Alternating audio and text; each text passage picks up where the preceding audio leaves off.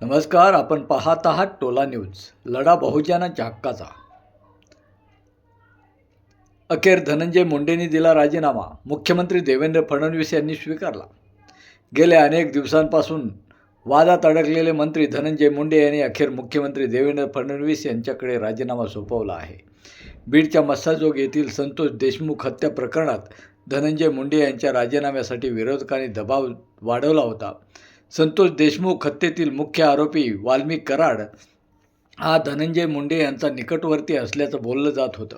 सोमवारी संतोष देशमुख यांच्या हत्येचे photo social मीडियावर व्हायरल झाल्यानंतर राज्यभरात तीव्र संतापाची लाट उसळली होती.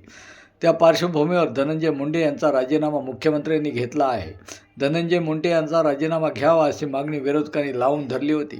अर्थसंकल्पीय अधिवेशनाच्या पहिल्या दिवशी धनंजय मुंडे यांनी मुख्यमंत्री देवेंद्र फडणवीस यांची भेट घेतली होती.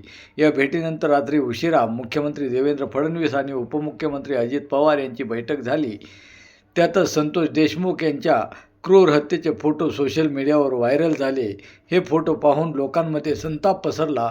आज सकाळपासून धनंजय मुंडे यांच्या राजीनाम्यासाठी महायुती सरकारवर दबाव वाढला. त्यानंतर अखेर धनंजय मुंडे यांनी राजीनामा दिला आहे. दरम्यान धनंजय मुंडे यांनी माझ्याकडे राजीनामा दिलेला आहे. त्यांचा राजीनामा मी स्वीकारला असून पुढील कार्यवाहीसाठी राज्यपालांकडे पाठवला आहे. धनंजय मुंडे त्यांच्या मंत्रिपदावरून मुक्त करण्यात आलं आहे, अशी माहिती मुख्यमंत्री देवेंद्र फडणवीस यांनी दिली. धन्यवाद. आपण पाहत आहात टोला न्यूज. लढा बहुजनांच्या हक्काचा.